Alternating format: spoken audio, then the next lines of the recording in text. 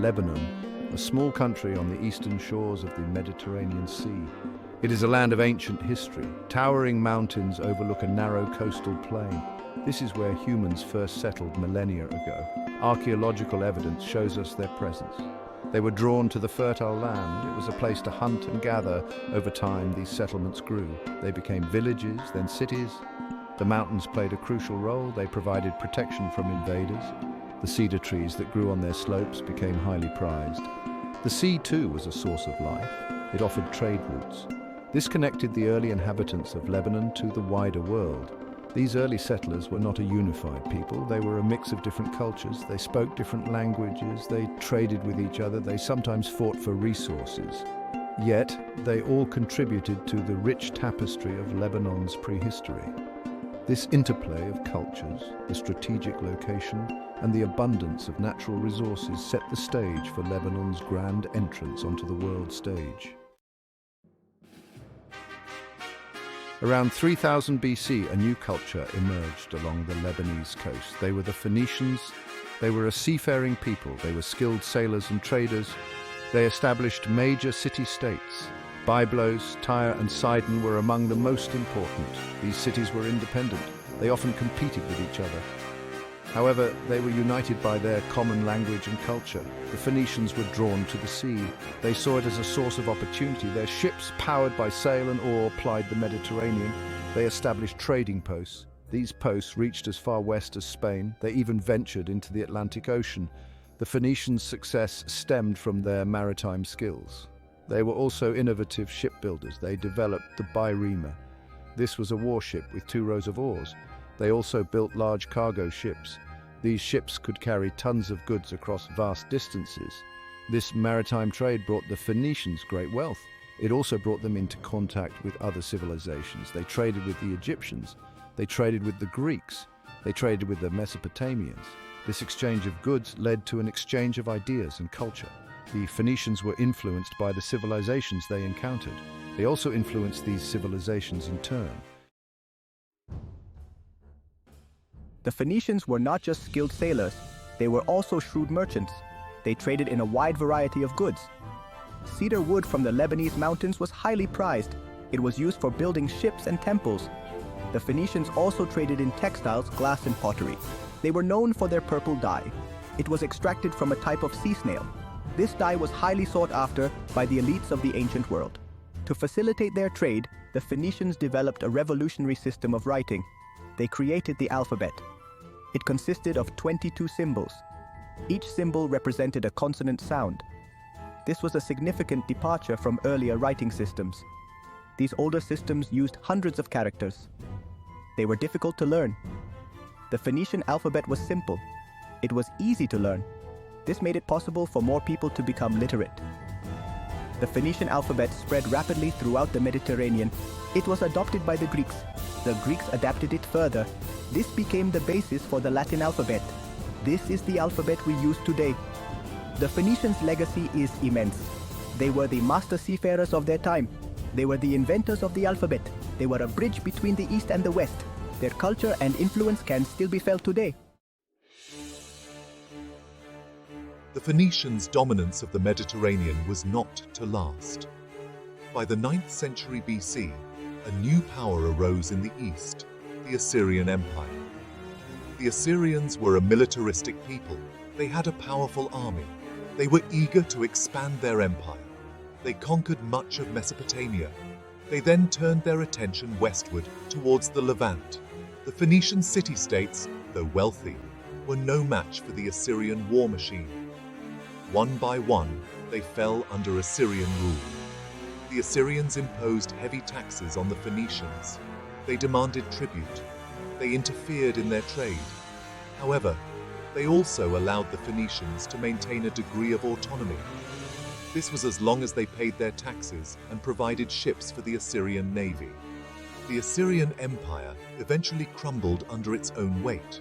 It was conquered by the Babylonians in the 7th century BC. The Babylonians, like the Assyrians, were a powerful and ambitious people. They, too, sought to control the eastern Mediterranean. They conquered the Phoenician cities. They destroyed the city of Tyre in 573 BC after a lengthy siege. However, Babylonian rule was short-lived. In 539 BC, the Persian king Cyrus the Great conquered Babylon. He established the Achaemenid Empire.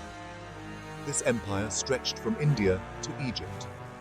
The Persians were more tolerant rulers than the Assyrians or Babylonians.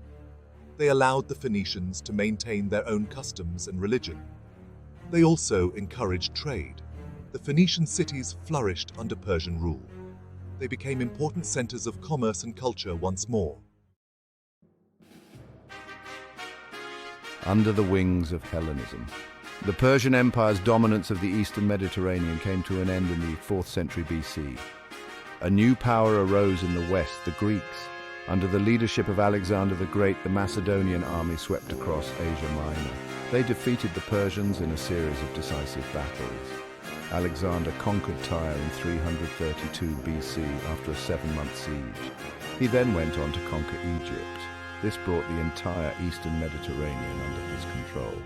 Alexander's conquest had a profound impact on the ancient world. He brought Greek culture, language, and ideas to the east. This marked the beginning of the Hellenistic period. The Phoenician cities were no exception. They were absorbed into the Hellenistic world. Greek became the language of administration and commerce. Greek temples and theaters were built alongside Phoenician temples. Despite these cultural changes, the Phoenicians retained a degree of autonomy under Hellenistic rule. The cities of Tyre and Sidon in particular remained important centers of trade and commerce. They minted their own coins. They continued to trade with cities throughout the Mediterranean. The Hellenistic period was a time of great cultural exchange. Greek ideas spread eastward, Eastern ideas spread westward. This fusion of cultures created a vibrant and cosmopolitan world. The Phoenicians, with their long history of trade and cultural exchange, were well positioned to benefit from this new world order. Roman rule, Pax Romana, and a new faith. The Hellenistic world, however, was fragmented. It was divided among Alexander's generals. By the 1st century BC, a new power had emerged in the West Rome. The Roman Republic, through a series of wars and conquests, had become the dominant power in the Mediterranean. The Phoenician cities, caught in the middle of this power struggle, eventually fell under Roman rule. Rome annexed Lebanon in 64 BC. It became part of the Roman province of Syria. The Romans, like the Persians before them, were generally tolerant rulers. They allowed the Phoenicians to maintain their own customs and religion. They also brought peace and stability to the region after centuries of conflict. The Pax Romana, or Roman peace, ushered in a period of unprecedented prosperity. Under Roman rule, the Phoenician cities flourished. They became important centers of trade and commerce once more. The Romans improved the region's infrastructure. They built roads, bridges, and aqueducts. They also constructed impressive public buildings, such as temples, theaters, and baths. It was during the Roman period that a new faith emerged from the eastern reaches of the empire, Christianity. This new religion, with its message of love, forgiveness, and salvation, quickly spread throughout the Roman world. It found fertile ground in the cosmopolitan cities of the Levant. This included the Phoenician cities. By the 4th century AD, Christianity had become the dominant religion of the Roman Empire. This marked a turning point in the history of Lebanon and the wider world. The Byzantine-era Christianity takes root. In 395 AD, the Roman Empire was formally divided into two halves, the Western Roman Empire and the Eastern Roman Empire. The Eastern Roman Empire, later known as the Byzantine Empire, had its capital in Constantinople. It inherited the eastern provinces of the Roman Empire. This included Lebanon. The Byzantine Empire was a Christian empire. It played a crucial role in the development and spread of Christianity. Greek was the official language of the Byzantine Empire. However, Syriac, a dialect of Aramaic, was widely spoken in the Levant. This included Lebanon. The Byzantine period saw the construction of numerous churches and monasteries throughout Lebanon. These churches and monasteries became centers of learning and culture. They played a key role in preserving Greek and Roman learning during the early Middle Ages. However, the Byzantine Empire was under constant threat from both internal and external enemies. In the 7th century AD, a new power arose in the Arabian Peninsula, Islam. The Islamic conquests would forever change the face of the Middle East. This included Lebanon. The arrival of Islam. In the early 7th century AD, the Prophet Muhammad founded Islam in Arabia. His followers, united by their new faith, quickly conquered much of the Middle East. They conquered North Africa. They conquered parts of Europe. The Byzantine Empire, weakened by internal strife and external threats, proved unable to stop the Islamic advance. In 635 AD, Muslim armies entered Lebanon. They quickly conquered most of the region. The Byzantine army put up fierce resistance. However, they were eventually defeated. The arrival of Islam marked a new era in the history of Lebanon. It brought about significant cultural, religious, and linguistic changes. Arabic, the language of the Quran, gradually replaced Syriac and Greek as the dominant language of Lebanon. Islam spread rapidly among the population. Churches and monasteries were transformed into mosques. However, it is important to note that the Islamic conquest did not erase the region's Christian heritage. Christian communities continued to exist in Lebanon. They thrived under Muslim rule. They played an important role in the region's economic and cultural life. The Islamic conquest of Lebanon was not simply a military conquest, it was also a cultural and intellectual conquest. Arab scholars and scientists made significant contributions to mathematics, astronomy, medicine, and philosophy. Their work would have a profound impact on the development of Western science and thought during the Renaissance. Crusaders, Mamluks, and a crossroads of civilizations. The arrival of the Crusaders in the late 11th century AD marked a new chapter in Lebanon's tumultuous history. European Christians, responding to the Pope's call to liberate the Holy Land from Muslim rule, launched a series of military campaigns known as the Crusades. These crusades had a profound impact on the Middle East. This impact was felt most acutely in the Levant, the crossroads of East and West. The Crusaders established several Crusader states in the Levant. This included the county of Tripoli, which encompassed much of modern-day Lebanon. The Crusaders built impressive castles and fortifications throughout the region. Many of these fortifications still stand today. They serve as a testament to the Crusaders' military prowess and architectural ingenuity.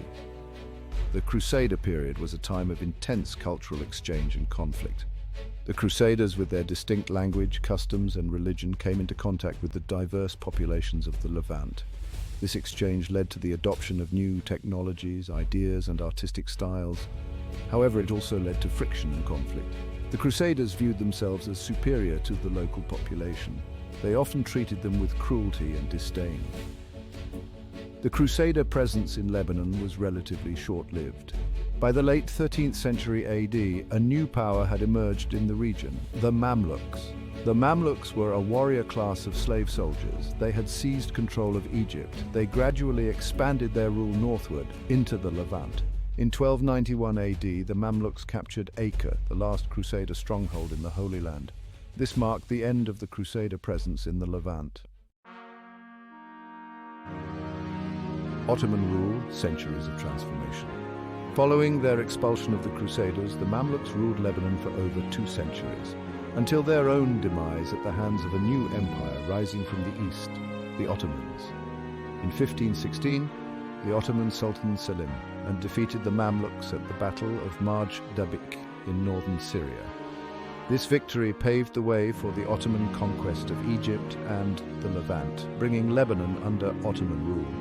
The Ottomans, unlike their predecessors, would rule Lebanon for over 4 centuries. This period witnessed significant transformations in Lebanese society, economy, and demographics. The Ottomans divided their vast empire into provinces, or vilayets. Lebanon became part of the Vilayet of Damascus. It was later placed under the jurisdiction of the Vilayet of Beirut. Ottoman rule in Lebanon was characterized by a degree of decentralization. Local rulers, often from influential families, were granted considerable autonomy in exchange for loyalty and tax revenue. This system allowed for the continuation of existing power structures while integrating Lebanon into the vast Ottoman bureaucracy. The Ottoman era also saw the rise of the Druze and Maronite communities in Lebanon. The Druze, a religious group with roots in Ismaili Islam, had established a presence in Mount Lebanon centuries earlier. The Maronites, an Eastern Catholic community in communion with Rome, had also found refuge in Mount Lebanon's rugged terrain. These two communities would play increasingly important roles in Lebanon's social and political life during the Ottoman period. Lebanon in the modern world: independence, conflict, and resilience. The Ottoman Empire, once a formidable power, entered a period of decline in the 19th century. Internal strife, economic stagnation, and external pressure from European powers weakened the empire's grip on its vast territories.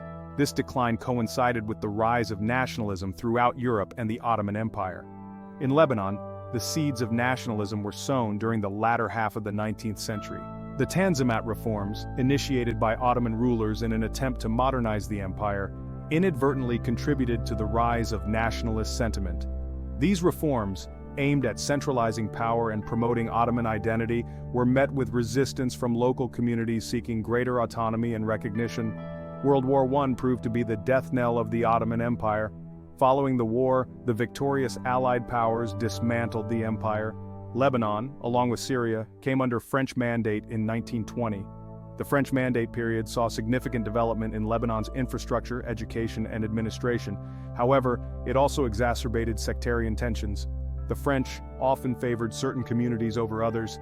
This deepened existing divisions within Lebanese society. Lebanon achieved independence from France in 1943. However, the country's fragile sectarian balance, coupled with regional instability and Cold War rivalries, led to a series of political crises and conflicts. The Lebanese Civil War, which erupted in 1975, devastated the country for 15 years. This conflict, fueled by a complex interplay of sectarian political and ideological factors, left deep scars on Lebanese society. Despite the devastation of the Civil War, Lebanon has demonstrated remarkable resilience. The country has embarked on a long and arduous process of reconstruction and reconciliation.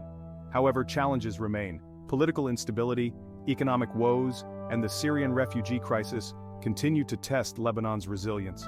Despite these challenges, the Lebanese people remain determined to rebuild their country and forge a brighter future for generations to come. Their story is a testament to the indomitable